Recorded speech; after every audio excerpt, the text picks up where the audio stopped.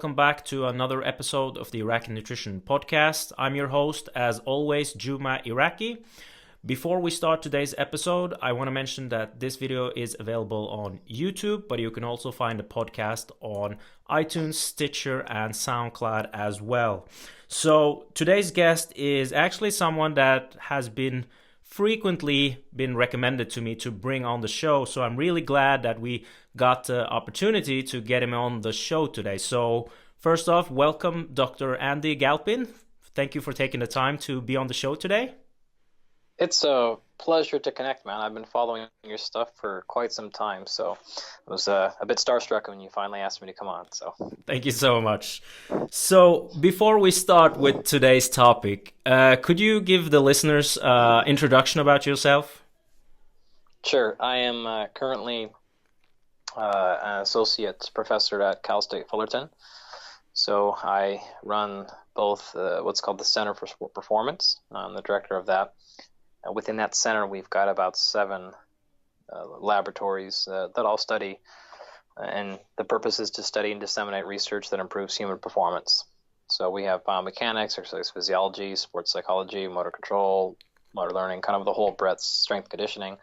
And then my laboratory within that is called the Biochemistry and Molecular Exercise Physiology Laboratory. So we take biopsies of athletes and study the molecular and cellular aspects of performance and training and hypertrophy and all that other stuff. So my job is to perform and disseminate research in those greater areas, and I teach in similar areas as well as nutrition, and I work with athletes from typically combat sports, so professional boxers, wrestlers, MMA fighters, and the like. So it's a little bit research, a little bit of application, but a little bit of teaching as well. Awesome. Sounds like a awesome job and a great combination that you have different things that you're able to work with. So what type of research areas are you specifically interested in? Well, we do, like I said, anything that falls under the human performance umbrella. So I'm kind of the anti-Brad Schoenfeld, if you will, where it's kind of like does the exact same study over and over again, but changes one variable. I mean that as a compliment, by the way. Yeah. Like that's a very, very good way to do research. He answers a lot of questions. I will do things under a wide array. So, for example, we have a current study going on right now looking at breathing mechanics and relationships to stress and anxiety and emotional levels. At the same time, in my laboratory, we are also examining the cellular and molecular responses that are specific to each individual fiber type in response to acute high-intensity interval training. While at the same time, we have a trial going on looking at different nutritional strategies for hypertrophy. So I really am do quite a wide array of things that all fall under the human performance umbrella. This is a pro and a con, of course. There's drawbacks to that, but this is why my position is a bit unique, is because I really am able to address and go after things that, if to me, it sounds like something that will help human performance. I'll go and do it. So, excellent. I really look forward to the topic that we're gonna discuss today. Do you find it difficult to recruit participants for the studies when you do a lot of biopsies? Oh, never. I get that question all the time, and we have a list. We have a long line, I should say, of people. We always have time, or sometimes we have a hard time recruiting for any study, but it's never because of the biopsy. It's typically because we're doing things like trying to really be specific about when we call somebody a trained individual. We want to make sure that training is really the same thing or whatever. So we're very specific and detailed with who we recruit, but we never have a problem getting numbers. People are typically also often very excited about getting the biopsy, so that's never a problem. All right. It's a bit different here in my experience, at least, is a bit different here in Norway, where usually the biopsy is what makes people not want to participate in the study. But then again, it's usually a lot of the participants are not athletes by definition, so they might not be as interested in learning about these things. So that might be the cause of it. Yeah, no, you actually bring up a good point. We did one study, an epigenetic study, we did acute strength training, and we're looking at different epigenetic responses in trained versus untrained people. And the sedentary group was by far the hardest to recruit. Mm-hmm. That was much more difficult, but we typically use people who are well trained, at least like fairly trained, all the way up to pretty high level athletes. Mm-hmm. So recruitment's pretty easy usually. All right. So let's jump into today's topic. So we're going to talk about mechanisms for muscle hypertrophy. I know this is a topic that's been getting a lot of focus lately on the different mechanism and what effect they actually have for muscle hypertrophy. So let's start with defining the different mechanisms we have for muscle hypertrophy before we go more into depth on each and every one of them. Sure. I would say before we get started, people should go and check out Brad Schoenfeld's, I think it was a review from 2011 or 12. And I think it's called The Mechanisms of Muscle Hypertrophy. And in that, he proposed 3 separate mechanisms. And it's been 7 or 8 or 9 years now, and it looks like he was pretty close. Mm-hmm. So I want to make sure he gets due credit for that, because he's the one that really brought that to our attention. And it's a really reasonable paper to read. So at the global level, it looks like there's 3 potential drivers, at least if assuming we're talking normal, healthy people, normal skeletal muscle hypertrophy as a result of strength training type of stuff. Okay, so that caveat aside. Number 1, you have mechanical tension. So this would be the actual sarcomere, the cell wall, contracting with some force requirement. Number 2 would be metabolic stress. This is the burn, if you will, right? Some sort of metabolite accumulation of fatigue, things like that. So mechanical stress, metabolic stress, and then muscle damage would be the 3rd one. So soreness and DOMS and things like that. Now, I think from a high-level perspective, I'll keep this short, and then I'll let you go in whatever follow-up direction you like. But what we don't know is exactly the role each of those plays. So we can certainly speak more specifically about some of them, but the real answer here, keep in mind, because I want to say this now so we don't have to say it 100 more times, we still don't know a lot of the answers here. We're learning a ton. Even in the last year, we've moved the needle on some of these things pretty significantly. So don't take this stuff as gospel, folks. I'll tell you the best I can with what we know now, but had we done this podcast a year and a half ago, my answer would have been different. And it'll probably be different again in a year and a half when we learn more. So we don't know everything exactly yet. Yeah, exactly. And that's one of the reasons why I wanted to focus on this podcast, because things have definitely changed in the way we understand things the last couple of years. And like you said, the Schoenfeld study that came out 7-8 years ago was the start of when we actually started to talk about these things. But then again, now lately it's been few things happening, especially in social media, where people are discussing if all of these mechanisms do really have an effect. So let's start with talking about the role of metabolic stress. Yep. So that's a really good one. Metabolic stress can simply be thought of as the fatigue, the burn, things like that. It's a whole combination of things. So we call it metabolic because these are the byproducts of metabolism. So this could be lactate, it could be hydrogen accumulation or acid, or anorganic phosphate buildup, calcium. A whole host of things contribute to this. And where this came about was, honestly, the blood flow restriction studies. And so what people started to find is we can have equal or close to equal hypertrophy when we do things like blood flow restriction. So you cut off blood flow to an area, and then you do a training. And the training is extremely light, say 10% of your max. Well, somehow is 10% of your max resulting in hypertrophy if mechanical tension, or you have to lift heavy to get hypertrophy. So something wasn't adding up. What we started to realize, though, is although the weight was low, the burning was exceptionally high because you're cutting off blood flow in there, and the metabolic waste products build up really fast because you don't allow blood flow in or out of the area. So you can't clear those metabolites. And so that led to people to thinking, well, maybe just simply metabolic stress was a possible way to induce hypertrophy. And clearly that is the case. More recent data has shown there's actually a fiber type specificity there. So it looks like metabolic stress is maybe more specific to the slow twitch fibers and better at causing hypertrophy of those. maybe not so much in the faster fibers, but that's a bit early. Having said that, the last year or so, papers have come out that have sort of challenged the metabolic theory, and it maybe looks like metabolic stress isn't playing as much of a role in inducing hypertrophy as we thought.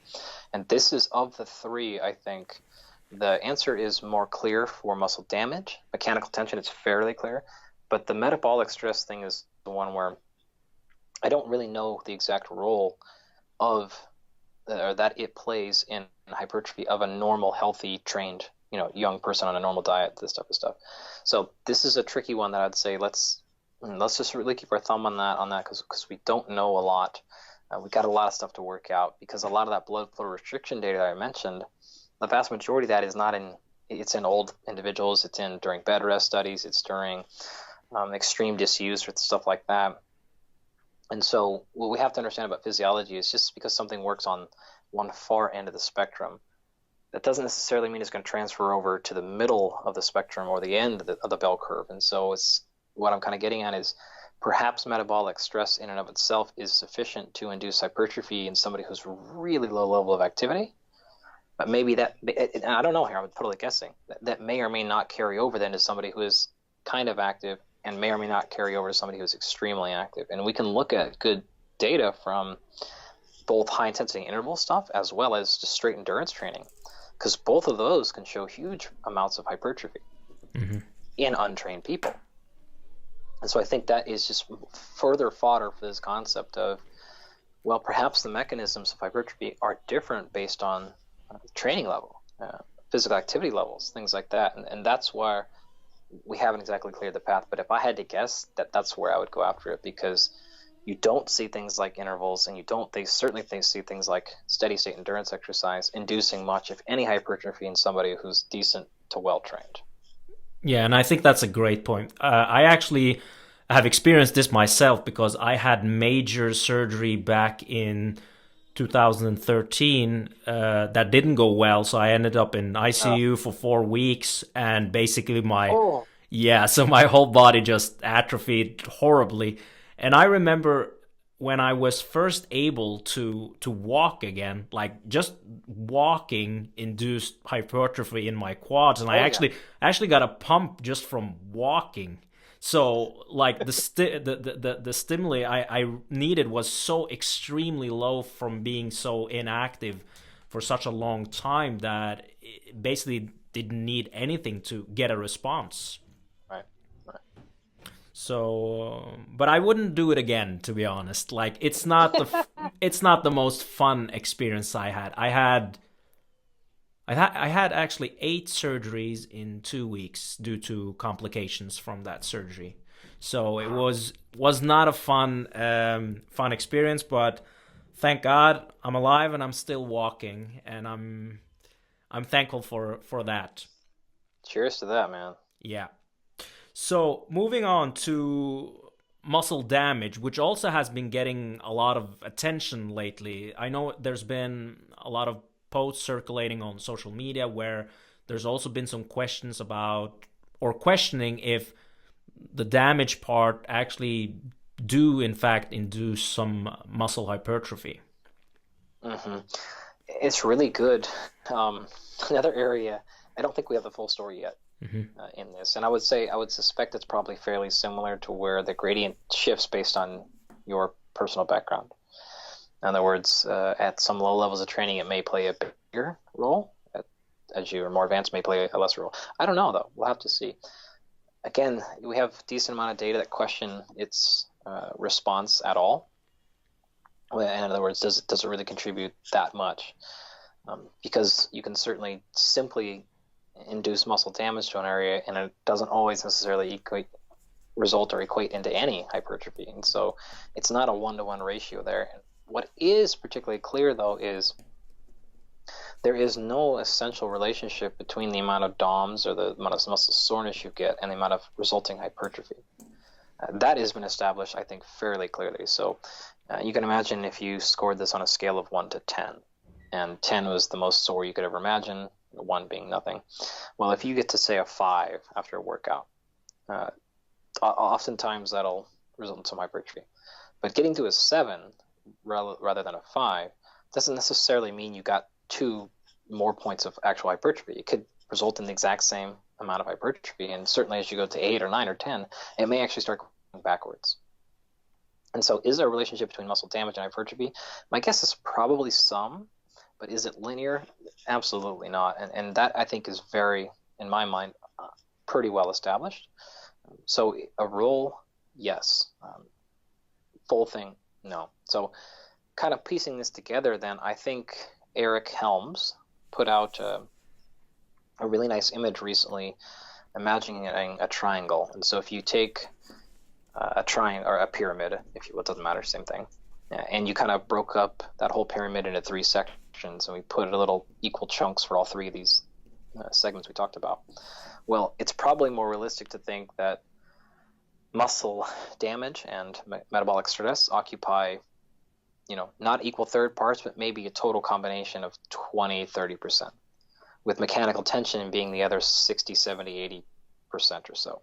And to me, I think that's the most appropriate way to think about these 3 different mechanisms, is they all may play a role, but they're not equal weight. And so we can get into mechanical tension now if you'd like, but that, I think, is probably the most appropriate interpretation of the current database. Yeah, absolutely. I think one of the things that you said was that even though people might think that there's a lot of things we know, we still don't have all the answers. But I think one of the things that's been good over the last couple of years is that we've drawn away from the theory that there's only one specific way you have to train to get muscle hypertrophy, because we see that there's different types of strategies that can be used and still induce, even with like frequency, load, intensity, etc. Yeah, no, actually, that's a really good point. I'm glad you brought that up, because I was going to try to find a way to sneak that in before we left this topic. But so to me, what this really means for the practitioner is, I actually think it's a case for more variety in your training. Mm-hmm. And I would typically advocate that, okay, probably spend most of your time, again, 50, 60, 70, whatever percentage number that you want it to be, doing things that are landing in that mechanical tension zone. But sometimes it's okay to do things that are super high metabolic stress or that are super damaging.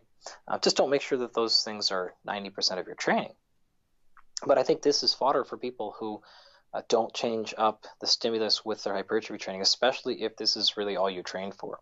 So, for example, if you're one of my athletes, we certainly will train for hypertrophy, but it typically represents a very low percentage of their overall training, because we also have to work on their skill, and then more for an athlete, it's typically more hedged towards strength and power and speed and all these other things. So hypertrophy is a small percentage.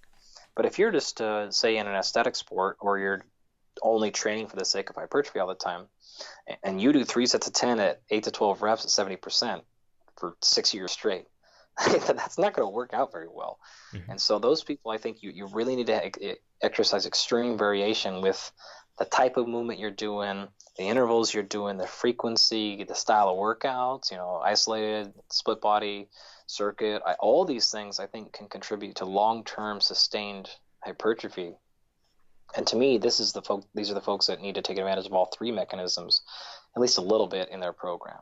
So, yeah. Well, just a follow-up question on the metabolic stress. There's some coaches that would advocate doing, for example, a whole mesocycle of just metabolic work to, and now we're talking specifically to induce muscle hypertrophy. What are your thoughts about that? Do you think that is a good strategy to break things up, doing a whole mesocycle for that, or should it be maybe a shorter duration where you might be focusing on these things?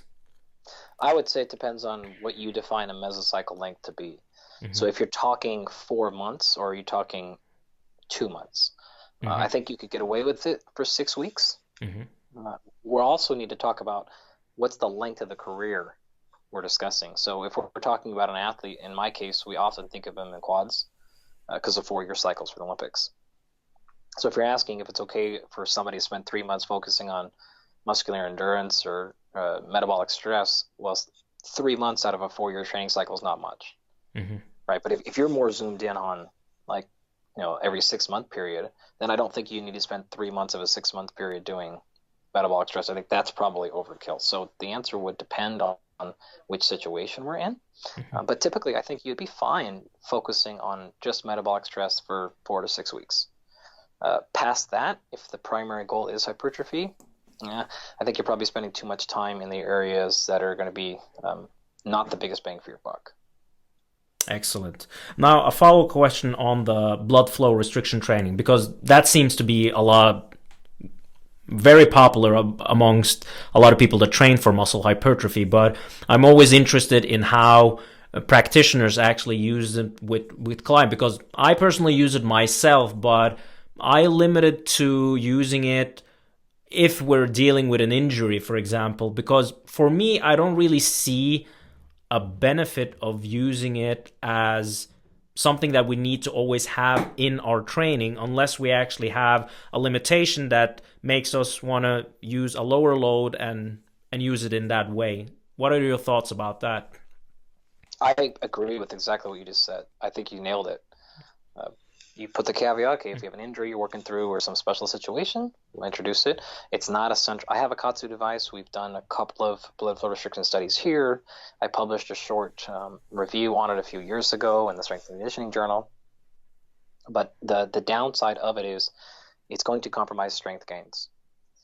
So if you're concerned with those things, then it's not a very fair game. So people tend to think it's equal, blood flow restriction and, say, traditional training. It's not equal. It may, in the short term, say 6 weeks, 8 weeks, result in equal hypertrophy. But that doesn't mean it's equal overall. So you're not getting other things like strength development, which is going to then be important for later hypertrophy. So we will use it in special circumstances. To me, there's 2 reasons why I think you could go to it. One, special situation like injury, et cetera, working around something. Or I think it's okay to play with things. It's okay to do it for the sake of variation, for the sake of fun. Tired of training? Oh, hey, go do 2 weeks of BFR, or every Saturday it's a BFR day, or whatever you want to do, right? The simple need for, again, being somebody who's strength trained for 20 plus years now, like sometimes just doing different fun stuff is totally fine. You introduce a different stimulus, you get really sore, you have a good time, it's different to think about. That to me is an acceptable thing to use, so to use sparingly and judiciously and purposefully. But those are the only 2 circumstances I think most people have any business using BFR for. Yeah, I totally agree with that. Now, let's move on to muscle fiber types, because I know this is an area where you have a lot of knowledge. Let's just briefly mention the different fiber types that we have, just to get people on the same page.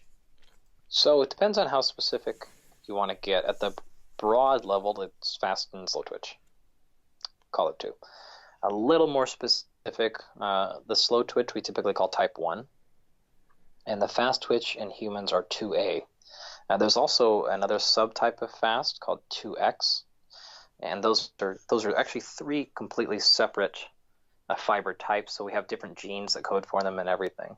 So that they're different ones. The 2A and the 2X, the 2 fast types, are closer to each other than they are the slow twitch, but they are specifically a different fiber type. I just posted on my Instagram, I think a few days ago, just a fun old study that looked at lion fiber types and compared those to humans. And the lion is like 100% 2X. Mm-hmm. Well, humans basically don't express 2X in the pure form ever. And so it just kind of sort of shows you the difference in how structure and function, or structure at least to function, because a lion will sleep 20 plus hours a day and do short, extreme bouts of maximal speed and power, right? Because when they are awake, when they move, they're a stalk and pounce animal. They're an ambush animal, right? So they're not dogging and tracking anything down. They're not chasing after it like a dog would or a coyote would. So I say that to say, like, that kind of highlights the functionality of the fiber types. So your slow twitch fibers don't contract with as much velocity or force, but they are fatigue resistant. So they don't fatigue very quickly. The 2A is much faster, much more powerful, somewhere in the neighborhood of 5 to 10 times more powerful, but they fatigue quicker. The 2X fibers are about 20 times more powerful, but they fatigue extremely quickly. Also, a fun note, the lions, just because we're having fun here, their muscle fibers are actually a lot smaller than humans, but even when equated for size, their 2X fibers are still about 3 to 5 times more powerful than our 2X fibers. So it's one of the reasons why felines can do crazy, crazy stuff. But just to finish off this, and then we can follow up wherever you want to go. Although it is possible for humans to express the 2X fiber, we very, very, very rarely actually do so. So it's extremely uncommon. You're talking less than 0.1%. And in an athlete, it's almost always extremely low, 0. Because having said what I just said, there's actually way more than 3 types, because each of those can be what's called a hybrid. So you can have a single muscle fiber that is part 1, part 2A, or part 2A, part 2A, 2X, or 2X, or even all 3. You can express all 3 isoforms or types in the same individual fiber. So humans actually express quite a bit of these hybrid 2A, 2X fibers, but it's extremely rare to see it in the pure only 2X form. Interesting. Now, I know this is a question that a lot of listeners would ask. How do you actually know what type of muscle fibers you have? Like, how can you determine that? You have to get a muscle biopsy. Mm-hmm. So there are a whole host of proxies. So you can do the old classic exercise physiology Thorstensen fatigue test.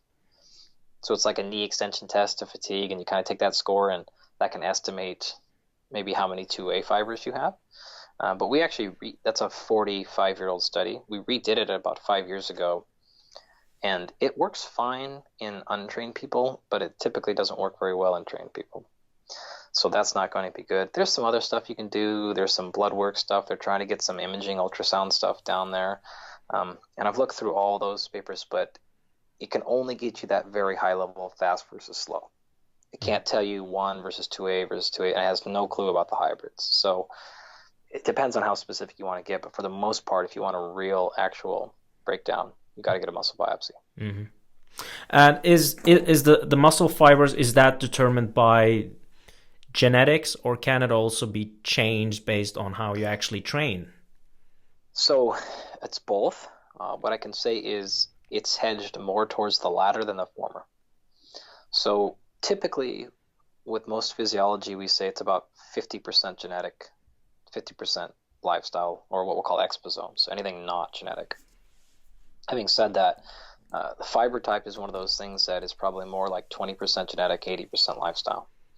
And to give you an example of that, we recently published a study on monozygous twins. So this means they have the exact same DNA. Okay, so they're carbon copies. And one of these twins had been exercising and doing marathons, Ironmans, and competing in endurance events for about 35 years, and the other hadn't exercised. So we had this perfect, well, what if you control for genetics? You have the exact same DNA, and after 30 years of endurance training versus 30 years of nothing, what it looked like. Well, the untrained twin was about 50% fast twitch and 50% slow twitch, just to keep it real simple. Like we were more specific than that, but you get the idea here.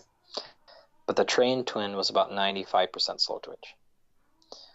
And so that highlights to me just how plastic and how much mobility you have in your fiber type. Effectively, it is unlimited. It comes down to exposure. And exposure is a function of time and number of exposures. So if you train a lot, after years, there'll be huge changes in fiber type. If you don't change very much after 6 weeks, there won't be that much. And so it depends on the time frame you're talking about. I could certainly walk you through all the different time frames, how much you can expect in certain time domains and stuff if you'd like. But from a physiology perspective, there's a reason you have genes and you express different genes to code for these different proteins. It's because you want to have the ability to change. So yeah, I could walk you through the details of which ones change, how so, and all that stuff if you like. But yeah, effectively, it's very, very plastic and very responsive to exercise, particularly in people who aren't very trained. Yeah, please do elaborate on that, because I think this is a really interesting topic for the listeners. Okay, so again, we don't know all the answers here. We're still trying to work through a lot of it. Mm-hmm. So, don't berate me if this is not perfect in 5 years. what we typically see happen is those folks that are untrained or become sedentary, or like the astronauts when we send them up to the space station and they get unloaded, or we put people to bed because they have a surgery gone bad and they're in the ICU for 4 weeks. Okay, what's going to happen is a lot of those fibers that were either a type 1 or a 2A will transition into the hybrid stage. So they'll become 1 2As, or they'll become 2A 2X. Now, I'll put a little flag in the 1 2As because that's the hybrid type that honestly I'm kind of confused on. I don't know exactly the role of 1 2As yet because we haven't figured this one out, but the 2A 2X ones seem to be pretty clear that those go up with physical inactivity. So if we biopsy you at the end of that 4 weeks, you probably had gained a lot of 2A 2Xs and probably lost a lot of 2As. So those 2As converted into 2A 2X. Why so? Well, you're differentiating. You're non-specific with your exercise, so the body kind of returns to a default, right? I don't know if you want me to be fast. I don't know if you want me to be slow. So until you tell me, I'm going to kind of sit in the middle of a little bit fast and a little bit slow.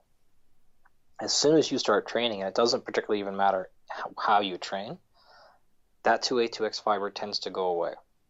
It differentiates back into a type 1 or a 2A specific to the type of training you do. So if you do a bunch of steady state endurance stuff, it'll go all the way to a type 1. If you do more strength based stuff, it'll go to a 2A. So that part is fairly clear from the literature. And there's some other things that happen there. Now, that's not going to happen in 2 or 3 weeks of training. If you did, say, a 12-week training cycle and you were untrained, you would go from probably typically 25 to 30% of your fibers would be 2A 2X. And at the end of that 12 weeks, instead of having 25 or 30% 2A 2X, you might have 10% 2A 2X. So it can be a big shift, but that in 6 weeks, okay, you can maybe expect half of that. If you go 6 months, well, the rate of change is going to slow down, right, as time goes on, right, because you're already more and more differentiated. It's just like strength or hypertrophy, right? So as you keep, the big changes happen fast, but then the rate slows down over time.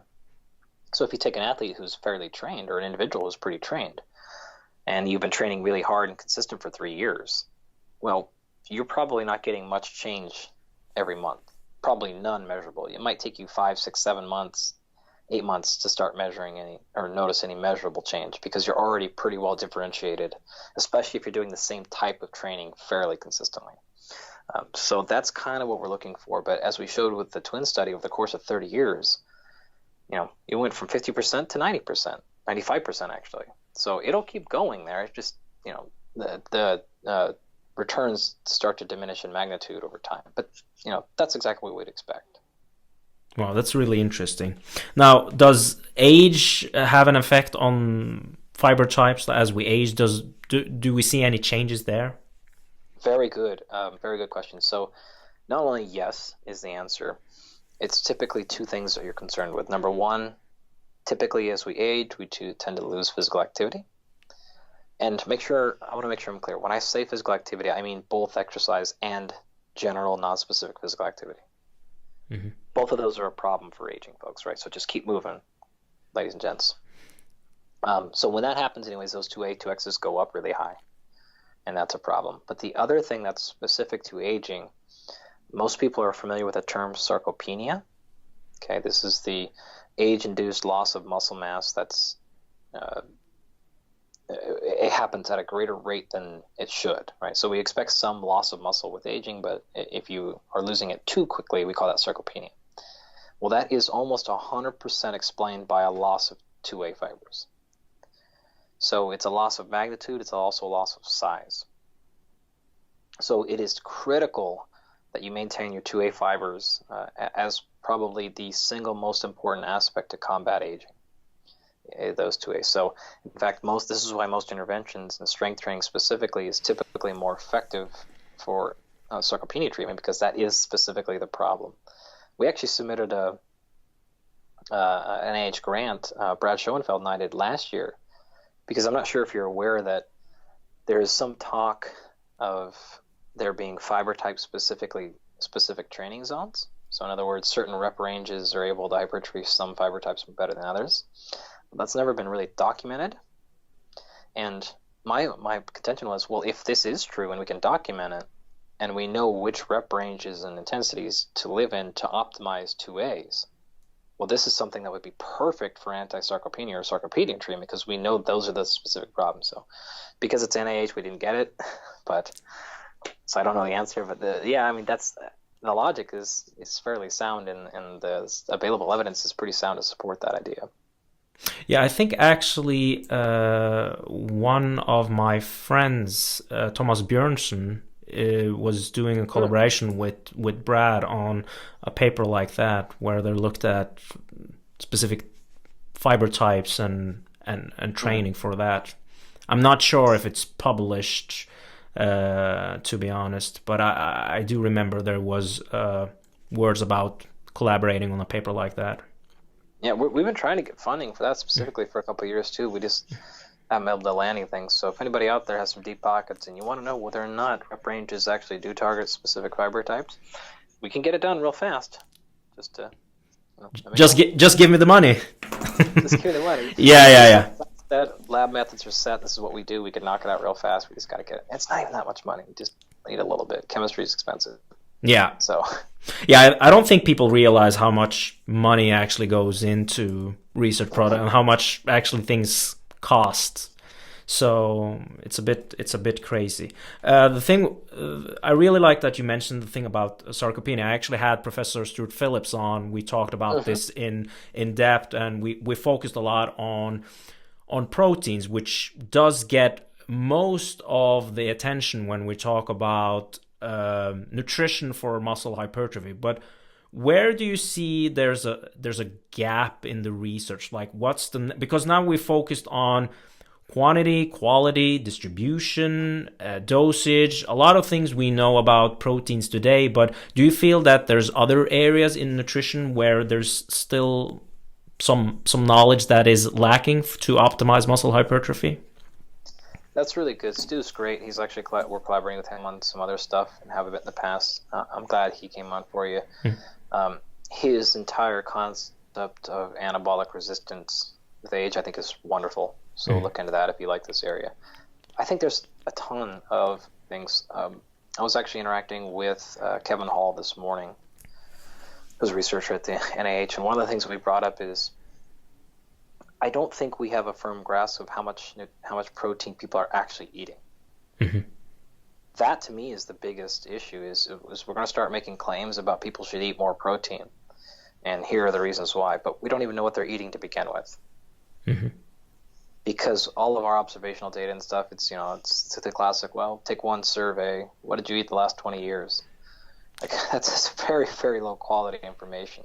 I think we need big, huge databases to say, what are people actually eating? Because maybe they are hitting the protein recommendations that Stu hits, and it's not solving the problem. Or maybe they're incredibly low. I don't know. Stu doesn't. Nobody really knows these data. So to me, I think that's where we need to get. We also have a ton of other unanswered questions. So one of the projects that we're working on right now are different things like intermittent fasting or time-restricted feeding windows are extremely popular. So a colleague of mine, Menno Henselman, you probably know Menno. I'm sure you know. He's been on here 2 times. Yeah. Mm-hmm. He's great. Mm-hmm. We're working together on a project. We're already in data collection on it, looking at time-restricted feeding windows and hypertrophy. So that's an area that I think is wide open. We also have, I still think we need to figure out this whole plant protein versus animal protein thing more, although I think we have a lot of good information there. I think we need to look at other plants, other different things to figure out, okay, how much more plant protein do we need? And is this different from somebody who's normally on a plant protein diet or who just started one? All this stuff, I think, would help us understand optimal hypertrophy more. So we just got to get there. And then, of course, my bias is with one example that I'm sure everyone has heard of, the post-exercise anabolic window. Okay, well, I think people are not like seeing the whole boat here. So, for example, one of the things that we're looking at right now is that window. Some of our preliminary data suggests is different for each of the fiber types. Mm-hmm. And so this is an area I think we can get into. So it's like, okay, it may be, and I'm totally speculating here. This is me jumping the gun entirely. Mm-hmm. It may be that, say, you are more of a fast twitch person, that your need for nutrients post-exercise is more, or maybe less, important than somebody who's comprised of a lot more slow twitch fibers. Mm-hmm. And so instead of making these blanket recommendations like, oh, it doesn't matter, 24-hour periods, the only thing that matters, etc., well, it may or may not, and it could be something like fiber type, whatever that says, like, it's actually more important for you, or it's not more important for you. The greater point I'm getting at here is the areas we really have to start getting into are precision, individualization. So what markers about you, how could you figure some of these markers out on your own to realize for you this is where you'll be optimally, or this will help you get optimal. So that area globally is, we need the big global work, we need the better epidemiology stuff, but then we also need more precision molecular work to figure out what's going on. So yeah, I totally agree with that. Now, let's wrap up this podcast with a take-home message to the listeners on things that we have discussed today. Okay, so I'd say my take-home, I kind of said it earlier, is if hypertrophy is the end goal or primary goal, to really think hard about the variation that you've used. Right? Don't overdo variation, but don't underdo it as well. Depending on how trained or untrained you are, I think the more trained you get, the more variation you need. And the less trained you are, maybe you can get away with a little bit less. That would be my biggest take-home of all that stuff. And then, of course, I don't think I could ever end a podcast without reminding folks, remember, we're still learning. So we don't have the answers to a lot of these things. So keep following Iraqi Nutrition. Keep following people like this, because, we learn and we change, and things happen every year where we're like, yeah, this thing we thought for 10, 12, 15, 20 years, I don't think that's right anymore. So it's a process. Science is a verb, not a noun. Excellent. Thank you so much for taking the time to do this podcast today. It was awesome having you on, and I think the listeners will really appreciate the information you provided us with today. Before we sign off, where can people find more information about you? Yeah, the social media is pretty easy to find. So at Dr. Andy Galpin, D-R-A-N-D-Y, Galpin, G-A-L-P-I-N. That's easy to Google that around. You can also go to my website, andygalpin.com, and the YouTube. So the way that works is I try to take all of my university lecture material, and I put it up on my YouTube and my website and my Patreon page for free. So my kind of goal with that is to give people who don't have an opportunity to come to my classroom or to go back to school, or maybe they went to school for exercise science and just didn't end up with a good experience or something. And I just want to be able to put that stuff up for free. So there's no newsletter to sign up for. I don't have an upsell. I don't even have anything to ever sell. So it's just all up there for free. And if you want to learn more about performance, nutrition, recovery, whatever it is that I can make. So I got all kinds of videos up there, and it is now and will always be just scot-free. Wow, that's very generous of you, and I think a lot of people will appreciate that. I'll definitely put the links for all these things down in the description so people can check that out.